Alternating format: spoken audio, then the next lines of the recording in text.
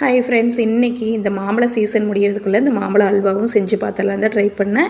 இதில் நான் சின்ன சின்ன மிஸ்டேக் பண்ணியிருக்கிறேன், அதை நான் சொல்கிறேன், நீங்கள் கரெக்ட் பண்ணிக்கோங்க.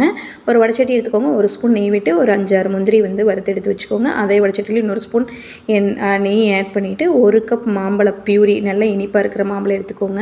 இதில் நான் 1 ஸ்பூன் தான் கார்ன்ஃப்ளவர் மாவு ஆட் பண்ணேன். நீங்கள் 2லேருந்து 3 ஸ்பூன் கார்ன்ஃப்ளவர் மாவு, பால் பவுடர் சேர்த்து 2 ஸ்பூன் சேர்த்து நல்லா தண்ணியை கலந்துட்டு அதுக்கப்புறம் மிக்ஸ் பண்ணுங்கள்.